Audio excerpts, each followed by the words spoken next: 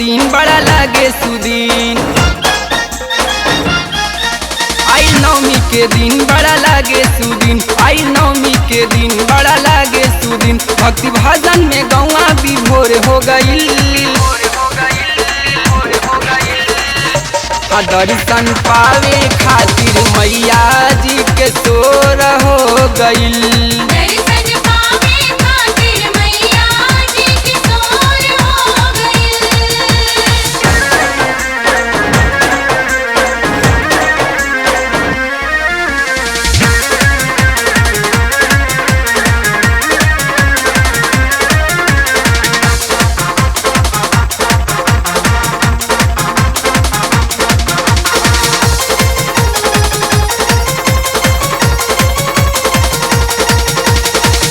आई जाई तू मैया तेरावा कई के सवारी, पावे खातिर दर्शन भीड़ भइल बा भारी।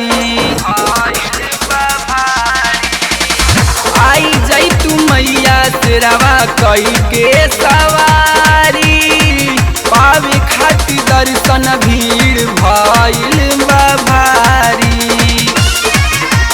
सेवकन के लमहर कतार हो गईल,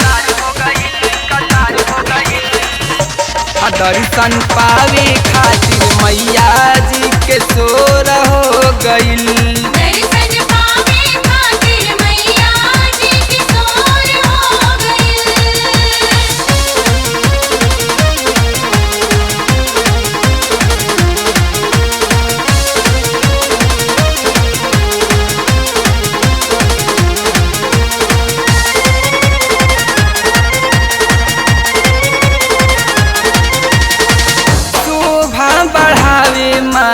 गईली मलिहारी गावेला भजनिया मंदिर मैया पुजारी। शोभा बढ़ावे माई अइली मलिहारी गावेला भजनिया मंदिर मैया पुजारी। आई देखी न मैया जोर हो गईल, दर्शन पावे खातिर मैया जी के सोर हो गईल।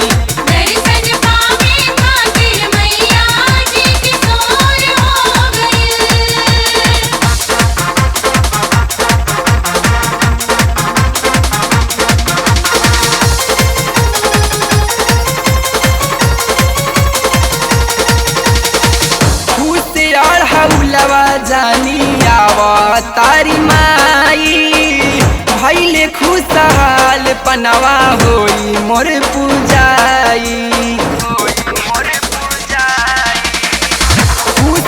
हौलवा जानी आवा तारी माई, भैले खुशहाल पनवा होई मोर पूजाई।